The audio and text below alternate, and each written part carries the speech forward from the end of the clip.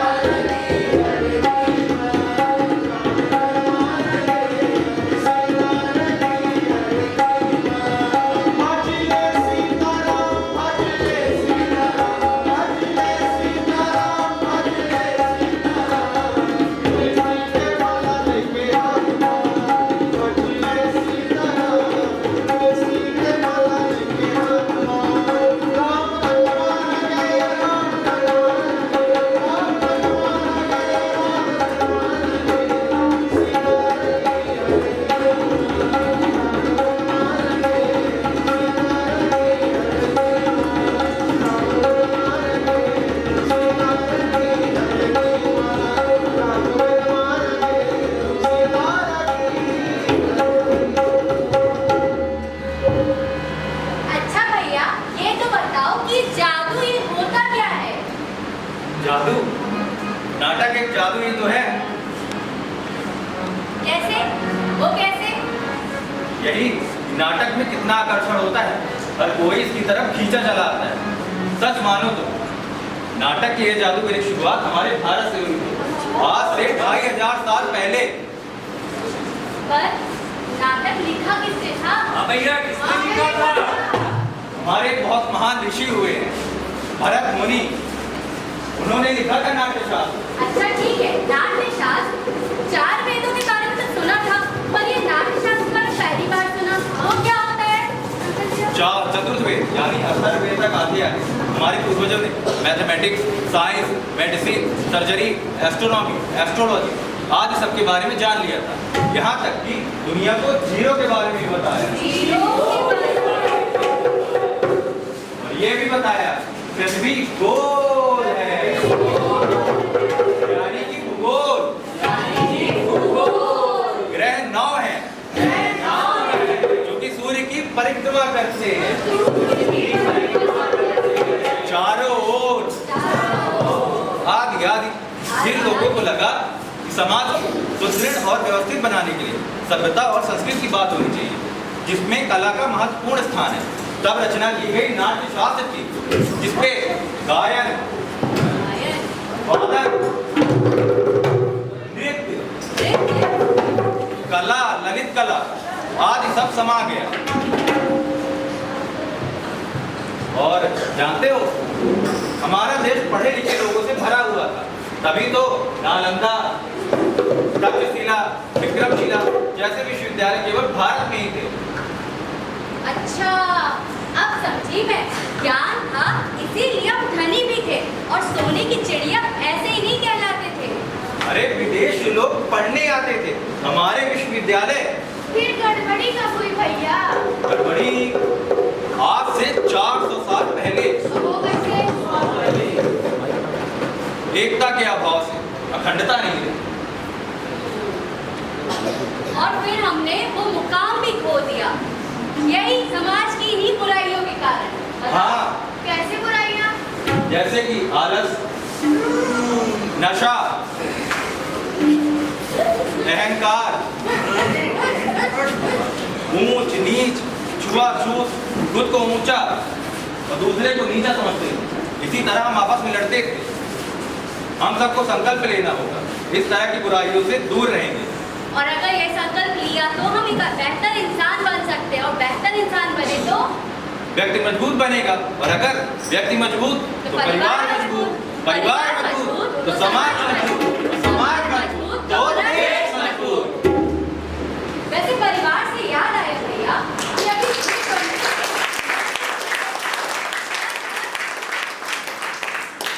परिवार से याद आया भैया कि अभी G20 में मोदी जी कह रहे थे वन अर्थ वन फैमिली। ऐसा क्यों? यही तो हजारों वर्षों पहले हमारे महाउपनिषदों में लिखा है, वसुधैव कुटुंबकम, यानी वन अर्थ वन फैमिली। इसी बात से मैं एक और बात कहना चाहती हूँ। बताओ क्या कहना चाहती हो? यही कोरोना काल के बारे में कि जब हमारे भारत देश में पूरे विश्व में कोरोना का वैश्विक संकट आया था तो हमारे भारत देश में बनी हुई दवाई से लोगों की जान बच पाई और वो बाहर भी गई, बाहर के लोगों की भी जान बच पाई। और इसी को तो कहते हैं जियो और जिए रहो। अरे इसी को तो कहते हैं वसुधैव कुटुंबकम। और वसुधैव कुटुंबकम का इससे बड़ा उदाहरण और कहाँ मिलेगा? बताओ। हाँ भैया। लेकिन सोने की चिड़िया को उसका आवरण देने में सबसे बड़ा योगदान नाटक का ही तो है। देखो आज जब पूरे विश्व में लोग लड़ रहे हैं तो हम इस नाटक के माध्यम से लोगों को एकजुट कर रहे हैं, लोगों को मिला रहे हैं। इससे ज्ञान और संस्कृति का आदान प्रदान भी हो रहा है। और अगर ऐसा ही चलता रहा तो हम फिर से बन जाएंगे वही सोने की चिड़िया।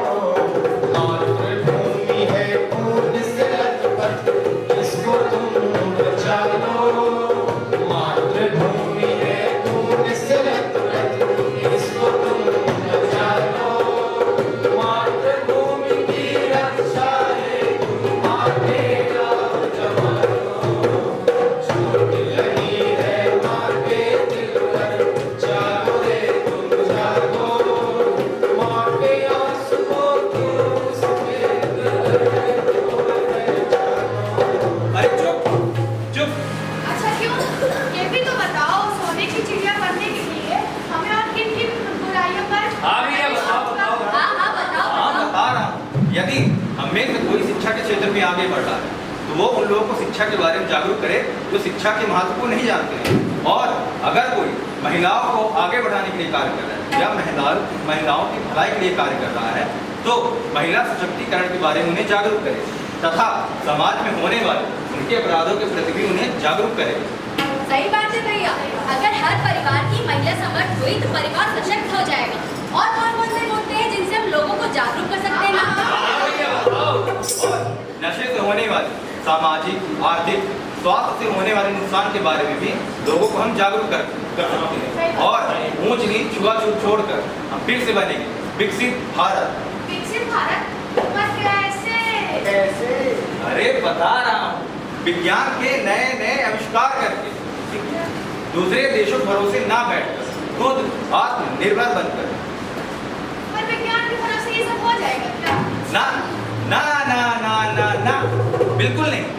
जिस वजह से नाट्यशास्त्र की रचना की गई हमें उस नियम को अपनाना होगा तथा अपने से छोटे, अपने से आने वाली पीढ़ी से ये हाथ जोड़कर विनती करनी है कि अपने वेद, पुराण, इतिहास को लगा ले और जो हमारे पूर्वजों ने देश के लिए बलिदान दिया है उसको कभी न भूले न कभी छोड़े। तब हम एक साथ मिलकर आगे बढ़ेंगे और देश हमारी उन्नति करेगा।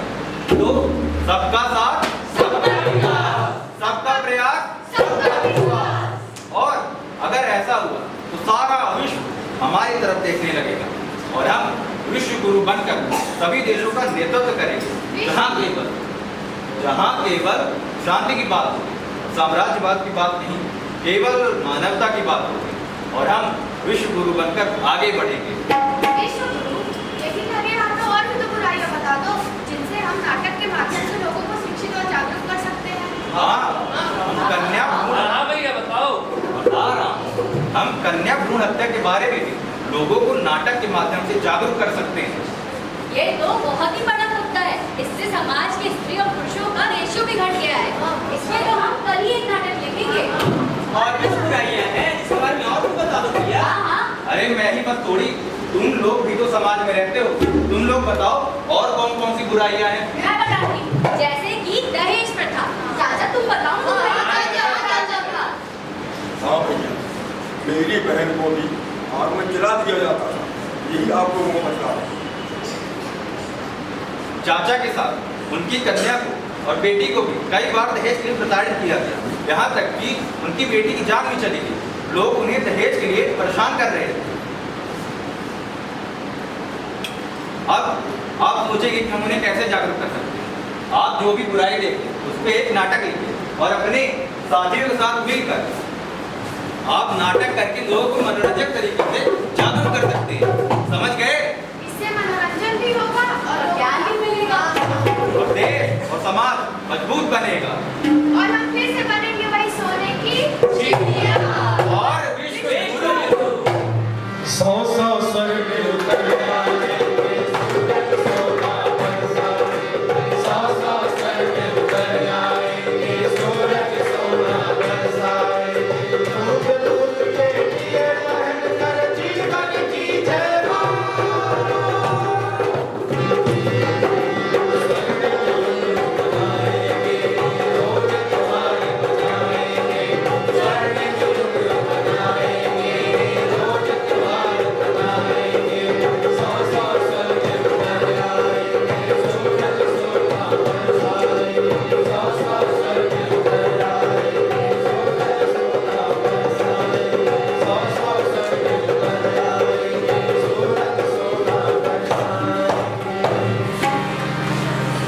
नाटक का समाज में योगदान था और रहेगा, और नाटक से हमें जानकारी मिलती है, ज्ञान मिलता है, मनोरंजन भी होता है। और अगर हम अपने वसुधैव कुटुंबकम के इसी विचार को लेकर आगे बढ़ेंगे तो हमारा भारत फिर से बनेगा विश्व गुरु। तथा जब भारत 2047 में अपनी आज़ादी के 100 वर्ष मना रहा होगा तो हमें ऐसी शिक्षा प्रणाली की कल्पना करनी चाहिए जहाँ हम लोगों को 21वीं सदी की चुनौती के लिए तैयार कर सकें और विकसित भारत होने के लिए हम अग्रसर हों। यह भारत के कालखंड का वह समय है जब हमने इतने कम समय में एक लंबी छलांग मारी और एक विकसित राष्ट्र बन गए। राष्ट्रीय नाट्य विद्यालय द्वारा आयोजित तो भैया यही समय है, सही समय है। राष्ट्रीय नाट्य विद्यालय द्वारा आयोजित भारत जन रंग महोत्सव में के तहत आज भारत रंग महोत्सव के 25 वर्ष पूरे होने पर भारत जन रंग महोत्सव में आपके शहर की रावेंद्र प्रताप सिंह शिक्षा सांस्कृतिक समिति नाट्य दल यहाँ पर ये छोटा सा नुक्कड़ नाटक आपके सामने प्रस्तुत कर रही है, जिसकी थीम थी वसुधैव कुटुंबकम। मैं आग्रह करूँगा श्री अमित गौतम भैया से कि कृपया मंच पर आए और नाटक के बारे में अपने स्टूडेंट्स को, अपने छात्रों को कुछ बताएं।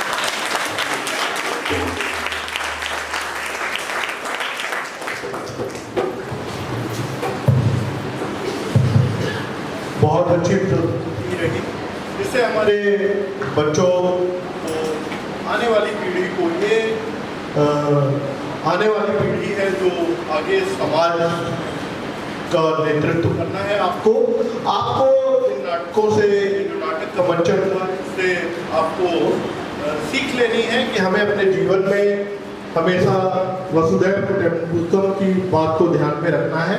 और निश्चित रूप से ये बीजों का रोपण जो होता है ये इसी एज ग्रुप में होता है। और कहीं ना कहीं इन नाटकों से मैं भी काफ़ी प्रभावित हुआ जब मैं विपुल दादा और हमारे मनोज दादा के संपर्क में आया, तो मैंने भी अपने जीवन में बहुत सारे बदलाव देखे।